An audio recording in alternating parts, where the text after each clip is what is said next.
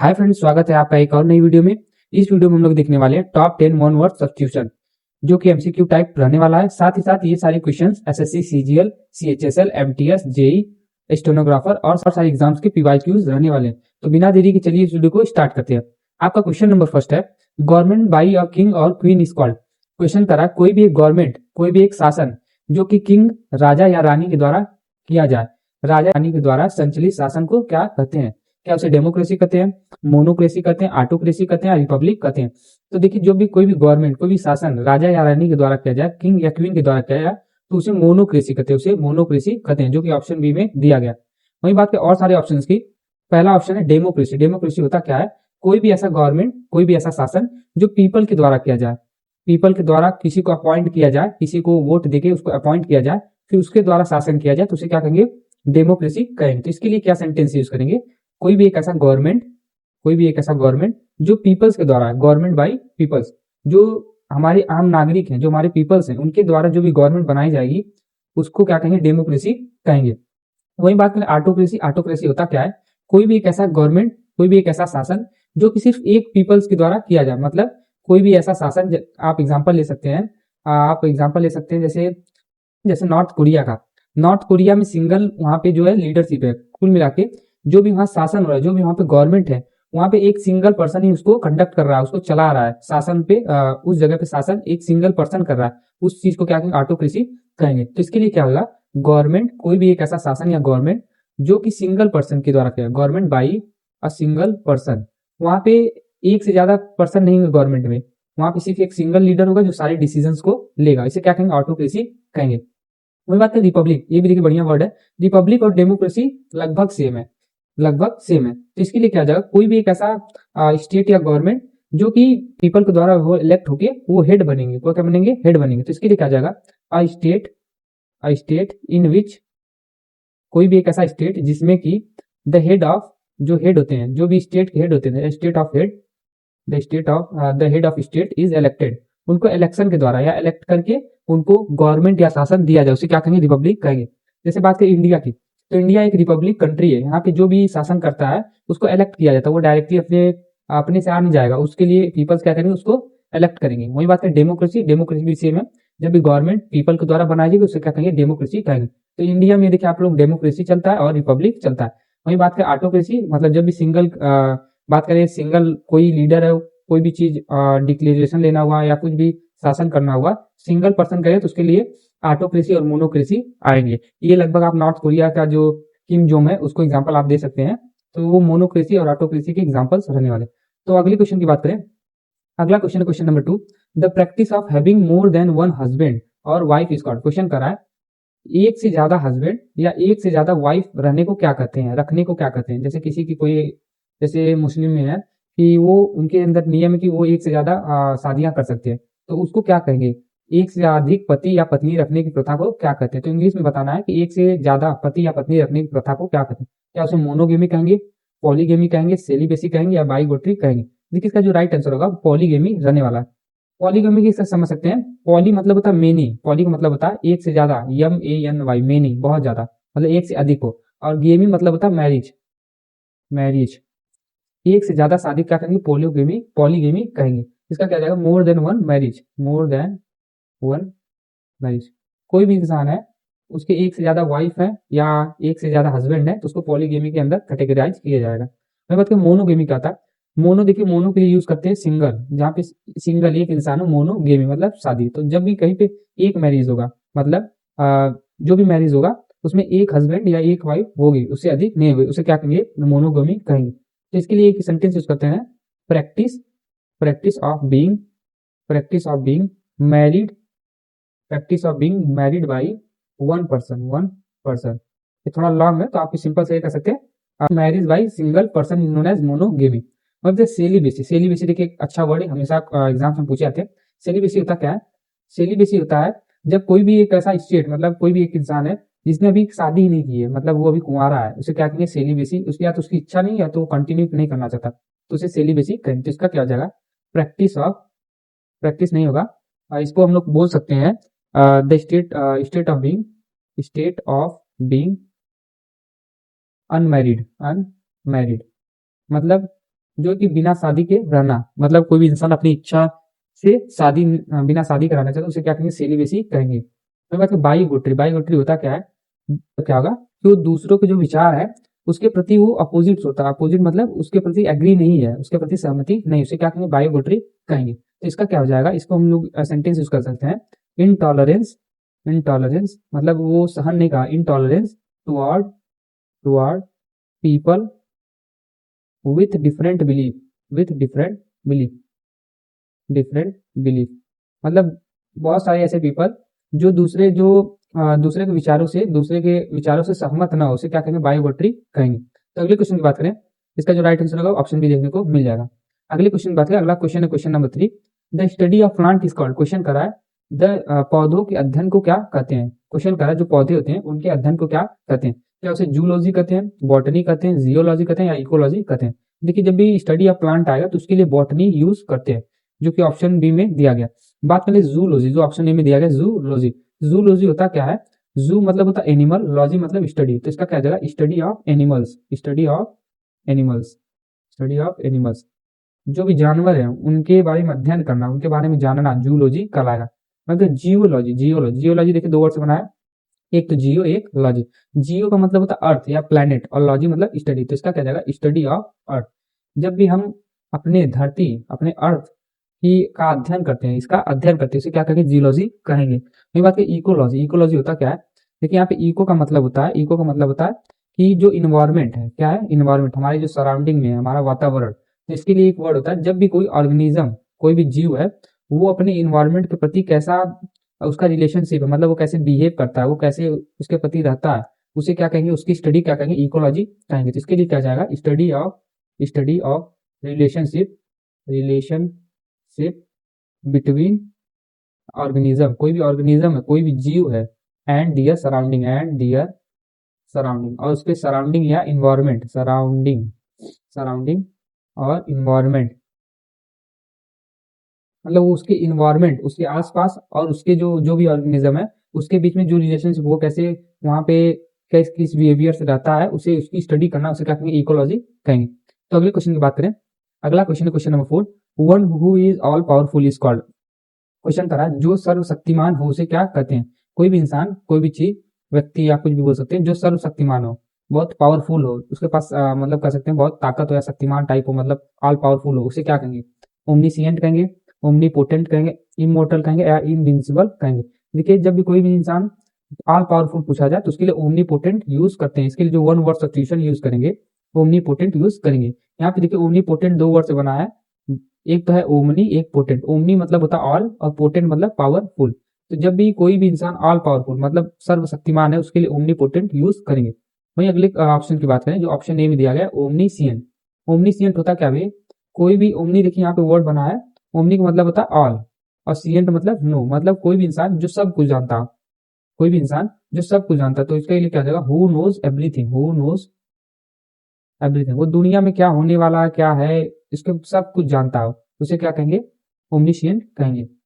अगला word immortal, immortal देखिए बढ़िया वर्ड है, इमोर्टल मतलब होता है कोई भी ऐसा व्यक्ति या कुछ जानवर या इंसान कुछ भी जो कभी न मरे, जो अमर है, जो हमेशा के लिए क्या है, अमर है, उसे क्या कहेंगे, इमोर्टल कहेंगे। तो इसके लिए क्या हो जाएगा, अनेबल टू डाई, कोई भी इंसान जो मर नहीं सकता, अनेबल टू डाई, उसका डेथ नहीं हो सकता, उसे क्या कहेंगे, इमोर्टल कहेंगे। तो देखिए एक अच्छा वर्ड इनविंसिबल, इनविंसिबल, ये देखिए हमेशा एग्जाम में पूछा जाए, इसके लिए हम स्टार बना लेंगे, ये बढ़िया बढ़िया ऑप्शन है, ये हमेशा पूछा रहता है एग्जाम में। तो इनविंसिबल होता क्या है, कोई भी चीज, कोई भी इंसान जिसको हराना मुश्किल हो, मतलब उसको हरा ही नहीं सकते, जिस कोई भी इंसान को या किसी भी इंसान को, वस्तु को जिसे हम हरा ही नहीं सके, उसे क्या कहेंगे, इनविंसिबल कहेंगे। इसके क्या, इसके लिए जो सेंटेंस यूज करेंगे उसके लिए हो जाएगा impossible, impossible to defeat, to defeat, defeat means होता है हराना, किसी को भी हराना मुश्किल हो जाए, उसको असंभव है, उसे क्या कहेंगे, इनविंसिबल कहेंगे। तो आई होप आपको ऑप्शन क्लियर होंगे। तो इसका जो राइट आंसर ओमनीपोटेंट रहने वाला है। तो अगले क्वेश्चन की बात करें, अगला क्वेश्चन है question number 5, one who knows everything is called, कोई भी इंसान जो सब कुछ जानता, हु नोज, नोज मतलब जानना, एवरीथिंग सब कुछ, जो सब कुछ जानता उसे क्या कहते हैं, ओमनीपोटेंट कहते हैं, ओमनीसिएंट कहते हैं, ओमनी प्रेजेंट कहते हैं, ओमनीवोरस कहते हैं। देखिए इसका जो राइट आंसर होगा, कोई भी इंसान जो सब कुछ जानता है उसे ओमनीसिएंट कहते हैं, जो कि ऑप्शन बी में दिया गया।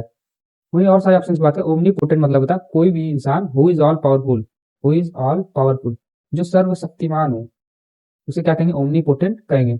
ओमनी प्रेजेंट होता क्या है, कोई भी इंसान जो हर जगह प्रेजेंट हो, कोई भी चीज वस्तु या परमात्मा ईश्वर जो हर जगह प्रेजेंट हो उसे क्या कहेंगे, ओमनी प्रेजेंट कहेंगे। तो उसके लिए क्या हो जाएगा, हु इज प्रेजेंट एवरीवेयर, जो हर जगह प्रेजेंट हो, प्रेजेंट एवरीवेयर, जो हर जगह प्रेजेंट उसे क्या कहेंगे, ओमनीसिएंट सॉरी ओमनी प्रेजेंट कहेंगे।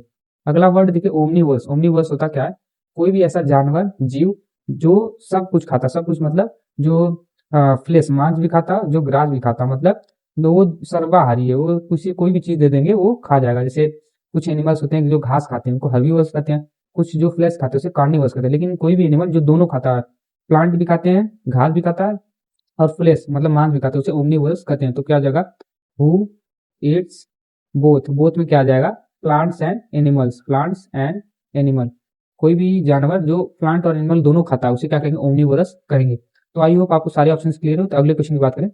अगला question, question number 6, who one who can do anything for money is called. Question करा कोई भी इंसान जो मनी के लिए, पैसों के लिए कुछ भी कर सकता है, one who can do money anything for money, जो पैसे के लिए कुछ भी कर सकता है उसे क्या कहते हैं, उसे फिलएंथ्रोपिस्ट कहते हैं, मर्सेनरी कहते हैं, पेट्रियट कहते हैं, वॉलंटियर कहते हैं। तो देखिए कोई भी इंसान जो पैसे के लिए कुछ भी कर सकता है उसे मर्सेनरी कहते हैं, जो कि ऑप्शन बी में दिया गया। अगली बात है फिलएंथ्रोपिस्ट कहता है, फिलएंथ्रोपिस्ट का मतलब होता है कोई इंसान जिसका जो कि जिसके अंदर दयालुपन हो, मतलब जिसके अंदर दयालु, इंसान के प्रति दयालु हो, उसे क्या कहेंगे, फिलएंथ्रोपिस्ट कहेंगे। तो इसका क्या जाएगा, mankind, a person who is mankind, a person कोई भी पर्सन इंसान जो मैनकाइंड, मैनकाइंड मतलब who is mankind, mankind to other, जो दूसरे के प्रति सहानुभूति दे, मतलब दयालु रहे, उसे क्या कहेंगे, फिलएंथ्रोपिस्ट कहेंगे। अगला है पेट्रियट। पेट्रियट मतलब क्या होता है, कोई भी इंसान जो अपने देश के लिए लॉयल हो, अपने देश के लिए लॉयल हो, उसे क्या कहेंगे, पेट्रियट कहेंगे। तो इसके लिए क्या जाएगा, कोई भी person, a person who is loyal, जो लॉयल हो फॉर हिज कंट्री, अपने देश, अपने वतन के लिए वो लॉयल हो, हमेशा उसके प्रति लॉयल हो। तो अगले ऑप्शन की बात करें, अगला ऑप्शन है वॉलंटियर। वॉलंटियर क्या आता है, कोई भी एक ऐसा इंसान जो काम कर रहा है, अपनी इच्छा से काम कर रहा है, पर उसको कोई पैसे नहीं मिलेंगे। जैसे स्कूल में होता था, स्कूल में आते थे किसको किसको वॉलंटियर बनना है, तो वॉलंटियर हिंदी होता है स्वयं सेवक, मतलब इनको कोई पैसा नहीं दिया जाएगा लेकिन ये फ्री सर्विस देंगे। तो इसे वॉलंटियर क्या हो जाएगा, कोई भी एक ऐसा इंसान, अ पर्सन, कोई भी इंसान, अ पर्सन हु वर्क्स जो काम कर रहा, हु वर्क्स विदाउट पेमेंट या विदाउट पेइंग मनी, जिसको कोई भी पैसे नहीं मिल रहे तभी वो किसी काम को कर रहा, उसे क्या कहेंगे, वॉलंटियर कहेंगे। तो अगले ऑप्शन की बात करें, अगला क्वेश्चन की बात करें, अगले क्वेश्चन का है, अगला क्वेश्चन क्या है, क्वेश्चन नंबर 7 है, the study of human population is called. Question कर रहा है मानव जनसंख्या के अध्ययन को क्या कहते हैं। क्वेश्चन कर रहा है जो आपका मानव जनसंख्या है इसका जब अध्ययन किया जाएगा तो इसको क्या कहेंगे, इसे एंथ्रोपोलॉजी कहेंगे, डेमोग्राफी कहेंगे, जियोग्राफी कहेंगे या सोशियोलॉजी कहेंगे। देखिए इसका जो राइट आंसर होगा, जब भी मानव अध्ययन की बात आएगा तो ऑप्शन बी डेमोग्राफी देखने को मिल जाएगा। देखिए ये दो वर्ड से बना है, एक डेमो एक ग्राफी। डेमो का मतलब होता है पीपल, ग्राफी मतलब स्टडी, तो इसका क्या जाएगा, स्टडी ऑफ पीपल या ह्यूमन बीइंग।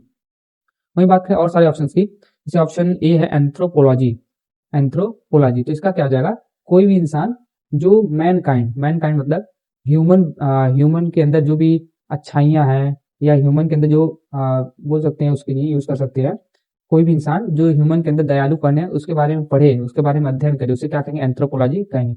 इसका क्या जाएगा, वन हु स्टडी मैनकाइंड, जो इंसान के अंदर दयालुपन है उसके बारे में स्टडी करना, उसे एंथ्रोपोलॉजी कहेंगे। बात है जियोग्राफी। जियोग्राफी होता क्या है, जियोग्राफी होता है जब भी कोई भी हमारा अर्थ है, मतलब कोई भी अर्थ नहीं, हमारा अर्थ, उसके बारे में स्टडी करते हैं उसे जियोग्राफी कहते हैं। तो इसका क्या जाएगा, one who study the earth, जो अर्थ के बारे में स्टडी करे उसे क्या कहेंगे, जियोग्राफी कहेंगे। बात है सोशियोलॉजी। सोशियोलॉजी क्या होता है, सोशियोलॉजी देखिए एक अच्छा वर्ड है, हमेशा पूछा जाता है। सोशियोलॉजी होता है जब भी कोई भी समाज का कोई इंसान अध्ययन कर रहा है, कोई एक इंसान है किसी समाज का अध्ययन कर रहा है, उसके बारे में कुछ जानने की कोशिश कर रहा, पता कर रहा है, उसे सोशियोलॉजी कहेंगे। इसके लिए क्या जाएगा, वन हु स्टडी, कोई भी एक ऐसा इंसान जो जानकारी प्राप्त करता है, उसके बारे में अध्ययन करता है, स्टडीज सोसाइटी, जो हमारी सोसाइटी है, समाज है, उसके बारे में अध्ययन करा, उसे सोशियोलॉजी कहेंगे। तो आई होप आपको सारे ऑप्शन क्लियर हो गए। तो अगले क्वेश्चन की बात करें, अगला क्वेश्चन है क्वेश्चन नंबर 8। क्वेश्चन नंबर 8 क्या है, an arrangement of flower is called. Question करा है जब भी कोई भी फूल है, फूलों को अरेंज कर दिया जाए, फूलों के सुंदर गुच्छे को क्या कहते हैं, जब भी फूलों को अरेंज करके एक सुंदर गुच्छा बना दिया उसे क्या कहेंगे, गार्लैंड कहेंगे, बकेट कहेंगे, रेत कहेंगे या बास्केट कहेंगे। तो इसका जो राइट आंसर होगा ऑप्शन बी देखने को मिल जाएगा, बकेट। बकेट मतलब होता है फूलों का गुच्छा।